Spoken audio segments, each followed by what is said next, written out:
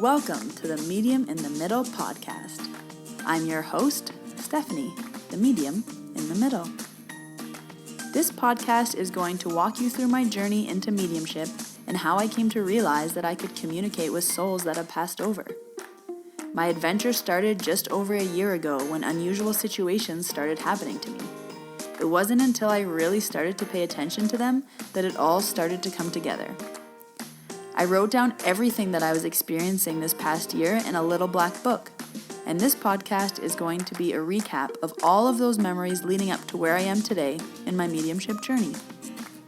I will be releasing new episodes every Tuesday, and I recommend listening to the podcast in order, starting with episode 1, as my story will unfold more week by week. If you would like to stay connected with me, follow me on Instagram at mediuminthemiddle.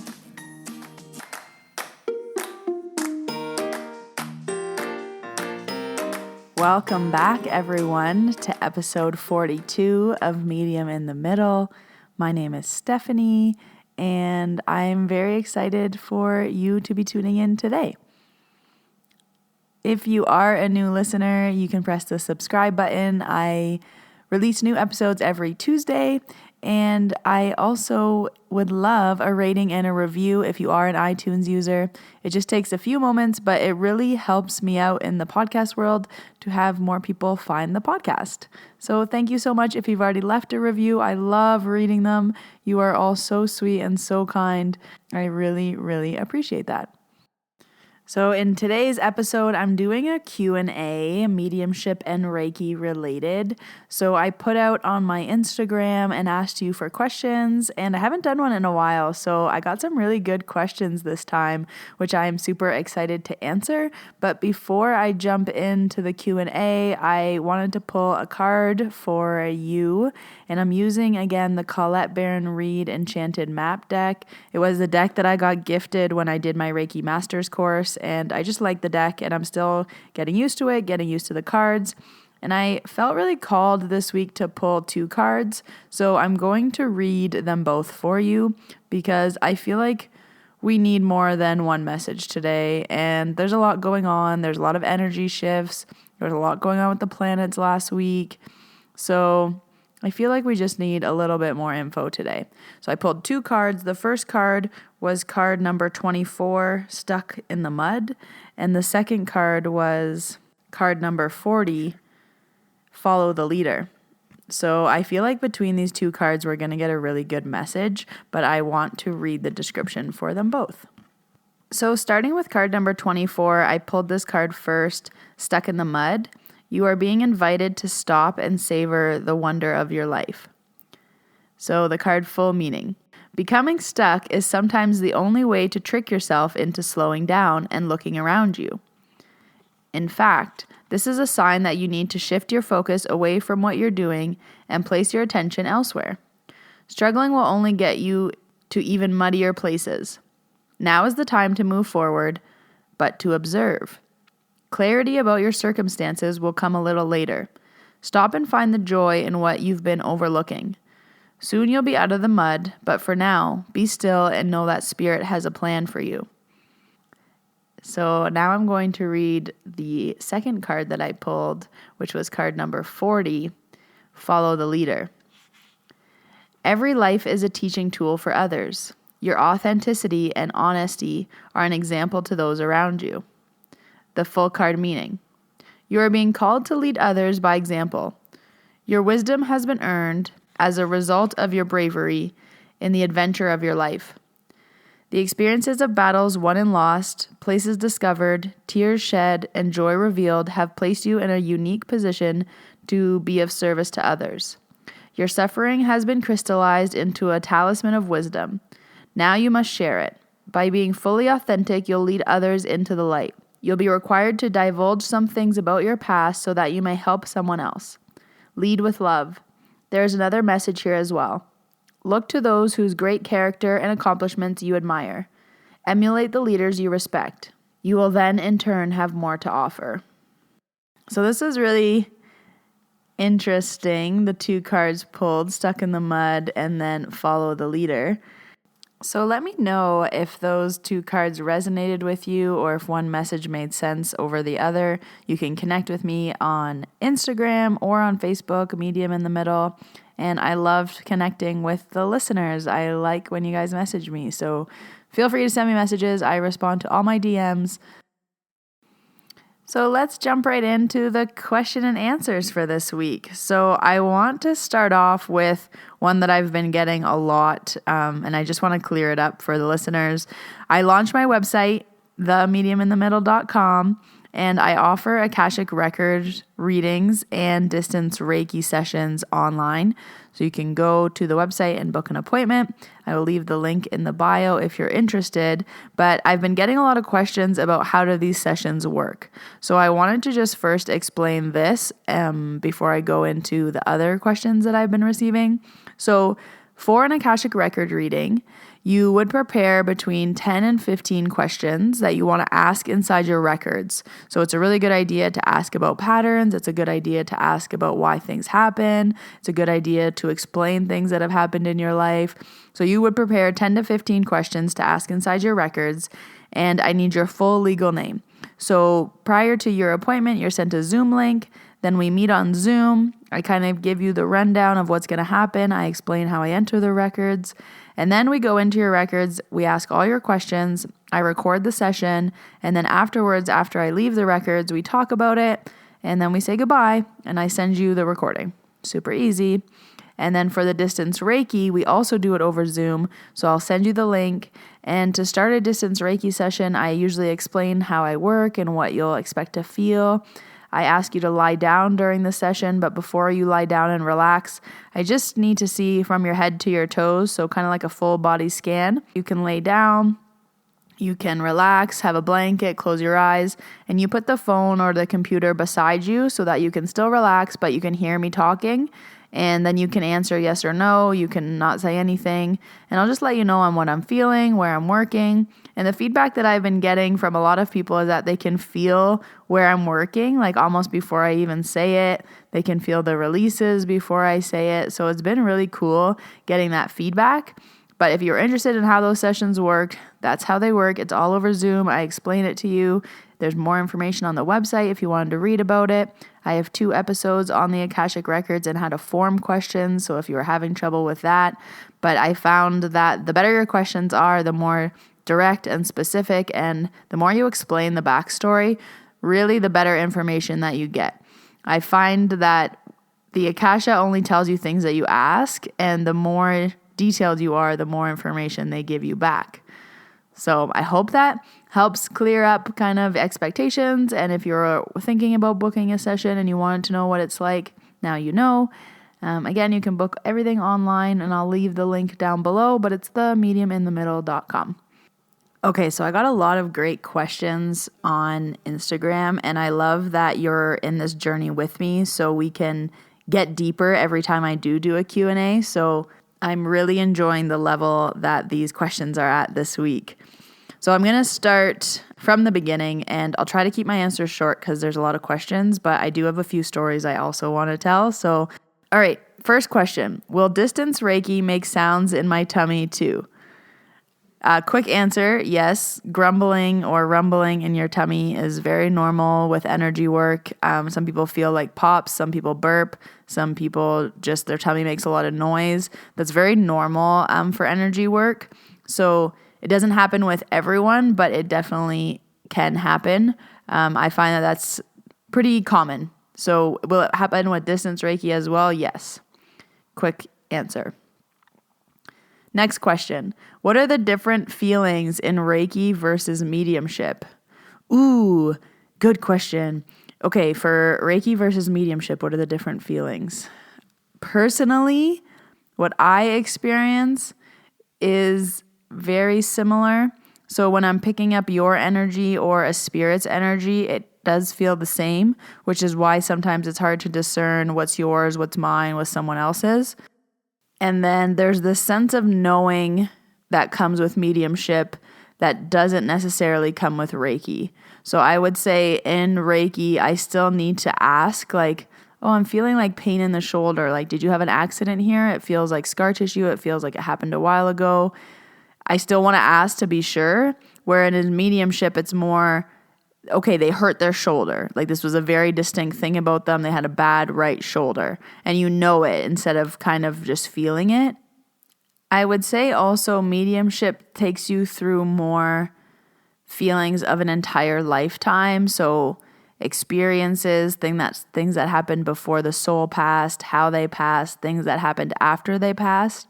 Where Reiki is more about your body and how it is now, what it's feeling now, what it's experiencing now, and it's very like you focused, where mediumship is more like soul focused, if that makes sense. So I hope that answered the question because they're very different, but there is like some similarities that flow through. Okay, next question. If you're someone who has trouble meditating, would learning Reiki be impossible? The very quick, simple answer to this would be no, it would not be impossible. I suck at meditating.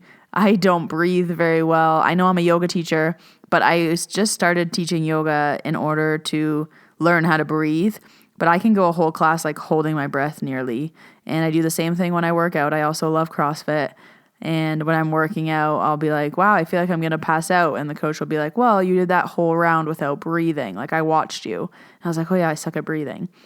So you don't need to be good at meditating at all to do Reiki. If anything, I would say it really helps, but it's not something that you need to be able to do. Now I'm better at meditating, but I don't even know if I would call it meditating. I would just call it like clearing my mind. Like now I can very easily remove my thoughts to bring your thoughts in or your energy in. No, I can't read your mind, but you don't need to be good at it at all. And Reiki will get better with practice, as will your meditation, but you don't really need to do meditation to do Reiki. I mean, we teach you a little bit of it, but it's not hand in hand. So even if you hate meditation, you can still definitely do Reiki. Anyone and everyone can do Reiki, and I would recommend everyone do level 1 because it's incredible and you can learn to self-heal. But that's my little plug. Okay, next question. Can Reiki open you up to mediumship? In my experience, hell yes, in my experience, because this definitely is how my whole journey started. If you've listened from episode 1, you know that everything started when I got my level 1, then everything leveled up when I got my level 2, and then everything leveled up again when I got my master's teachers. But I've met a lot of people who have also started in Reiki and moved to mediumship. I am still meeting people now. A lot of people in my course have started in Reiki and moved to mediumship. A lot of people call it Reiki like the gateway drug or the crutch that brings you into other things. It'll bring you into tarot. It'll bring you into mediumship. It'll bring you into shamanism. It's like the entryway. And I definitely agree with that. It's like an easy thing that you can start with, and it's very accessible to a lot of people. So it's easy to find, and that's what I mean by accessible. Whereas other things might be more difficult to get into. So I definitely think that Reiki can open you up to mediumship. Does getting your Reiki level 1 make you a medium? No. Does everybody have the ability to be a medium and connect with souls? I still don't know how I feel about this, but I want to say yes. I just think that, for example, can everyone skate? Yes, everyone can skate. But is everyone going to be Wayne Gretzky and like be this professional hockey skater? No. But like technically anyone can put on skates and skates. I feel the same way with mediumship. Like I think technically, yes, anyone can do it. Like I'm not special. It's just like a gift that I can work on and get better on. So I think that anyone can do it, but maybe some people will be better than others. All right, next question is, how long did it take me to feel comfortable practicing Reiki?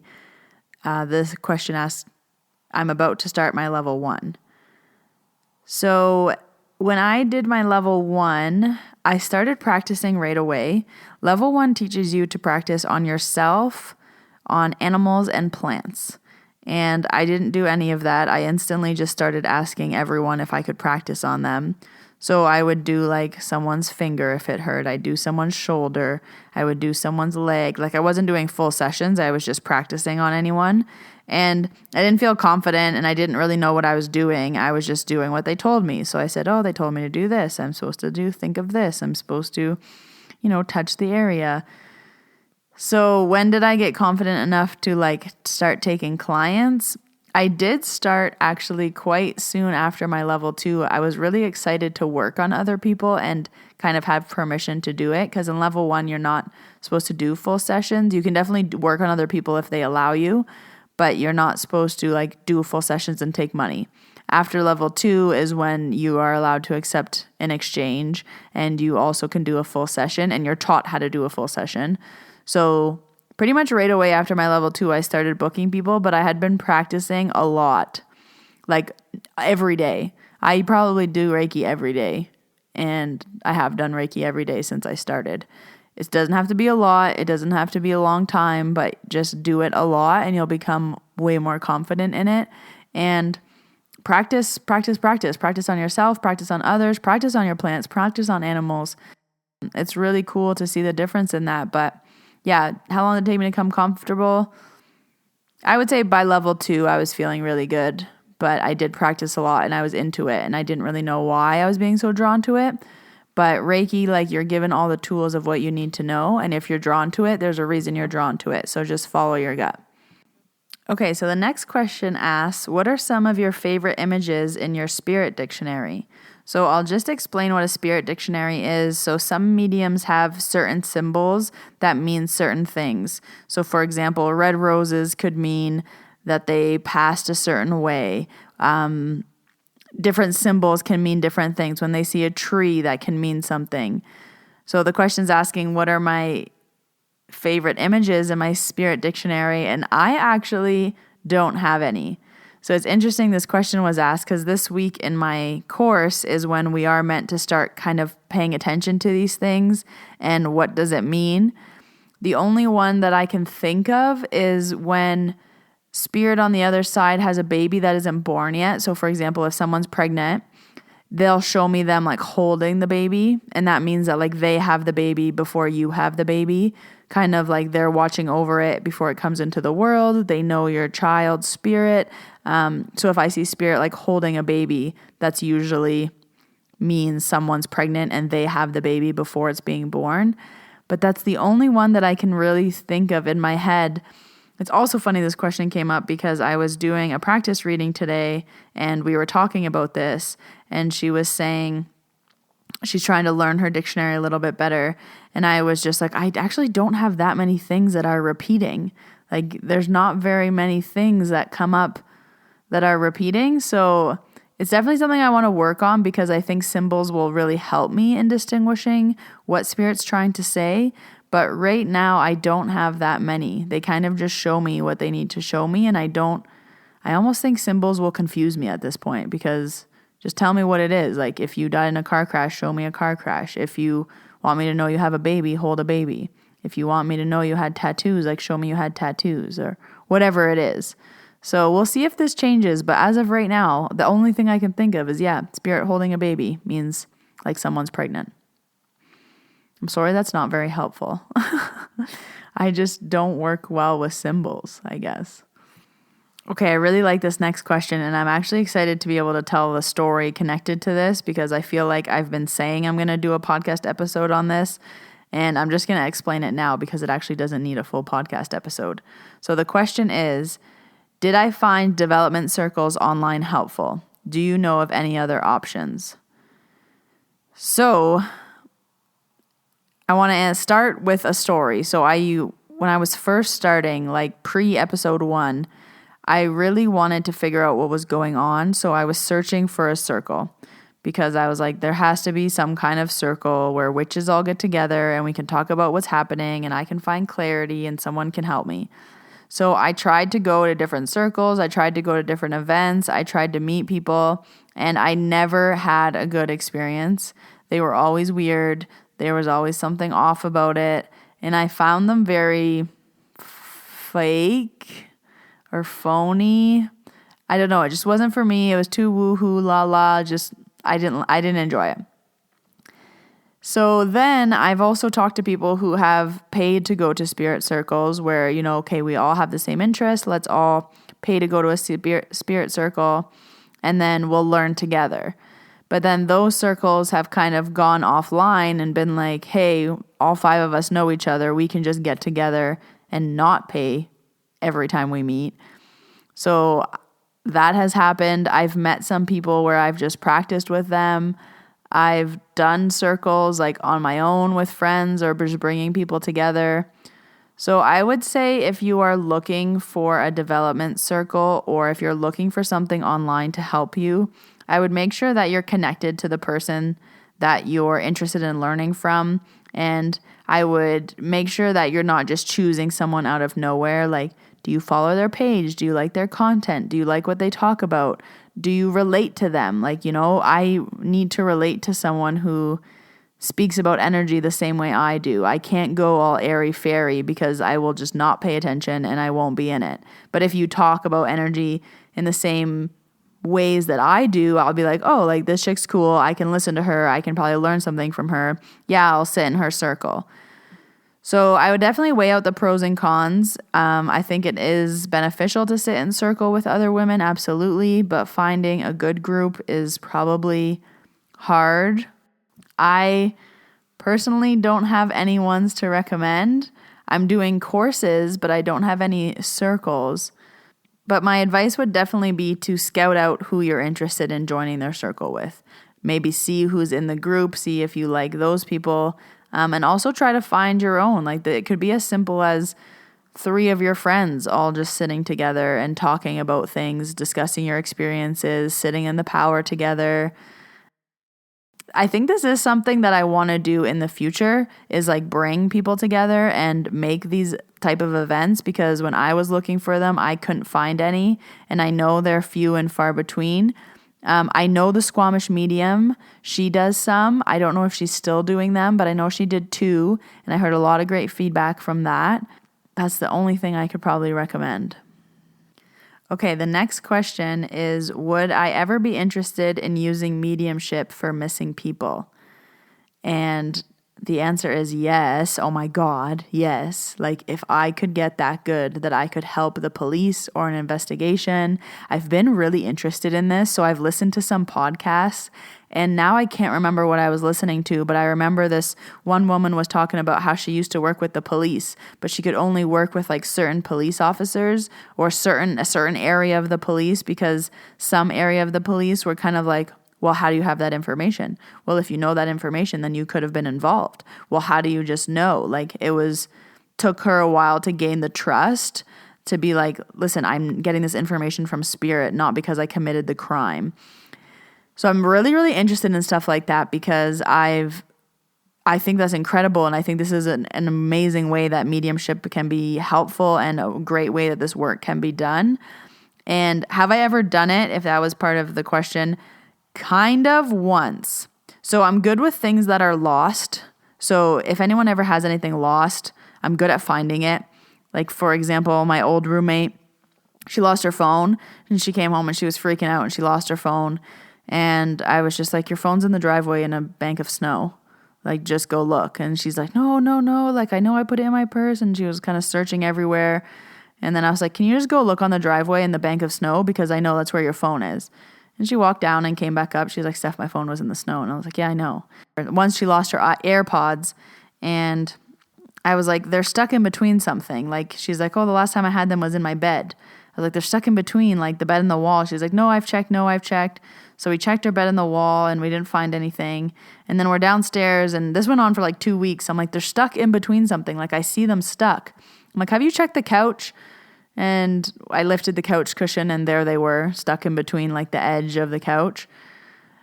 So I'm good at finding lost things, but lost people are very different, and it is hard to distinguish if people are still alive or not.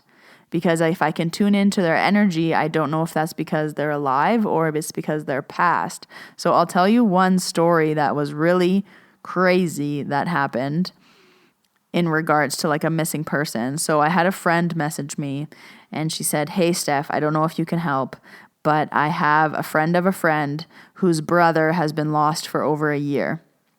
And she said, I don't know if you can do anything, but is there a way that you can tune into him? Is there a way that you can see? She's like, it's still very uneasy because they've never found him. And I said, okay, like, let me try. So I kind of meditated on it and I got some information and I messaged it to her. And I was like, does this sound like him? And she was like, yeah. She's like, do you want me to send you a picture? And I was like, yeah. So she sent me a picture of him. I was like, okay, he looks like that, but like more scruffy, longer hair kind of thing.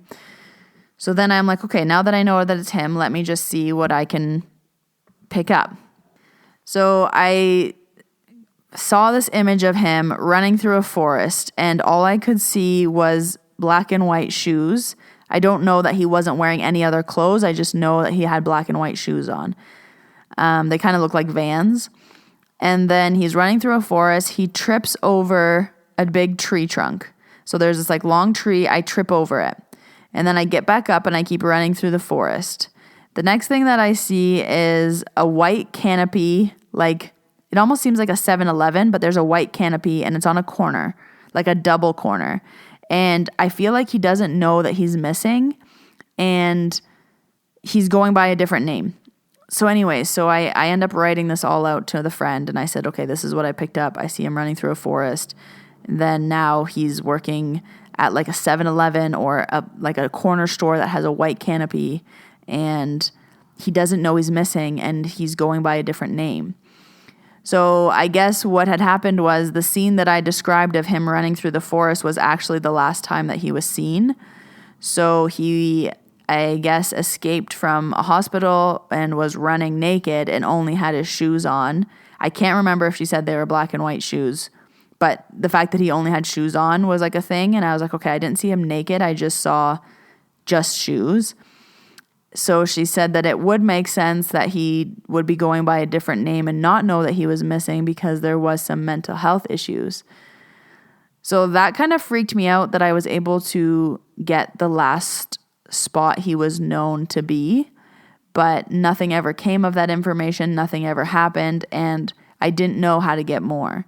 So I definitely think that if I were to ever do this, I don't know if I would because I feel like the personal responsibility is very high.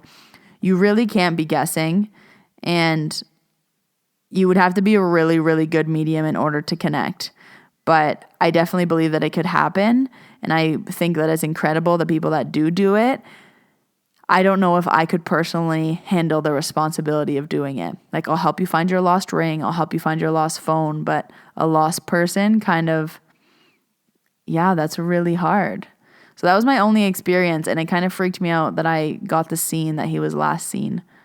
The scene in which he was last seen. That's a tongue twister. So, but great question. Thank you for the question. Because I know there are some mediums that do this, and they'll work with their local police. Okay, and the last question that I'm going to do for today is, do language barriers prevent you understanding or channeling souls? Great question. So they don't prevent it, no, but the soul usually does kind of indicate if they had an accent. The soul will indicate if they're not from here. And it's definitely happened before where I've been channeling something and the person laughs and I'm like, oh, like, is the information not correct? And they'll be like, oh, no, just they would say it that in that way. And I was like, oh, like, what do you mean? It's like, oh, their English was very broken, so they would say the sentence the way you said it. I think I've told this story on the podcast before, but I've done that. And then it's like, oh, like, I didn't even realize that I was saying something in broken English, or I didn't even realize that I was saying something wrong.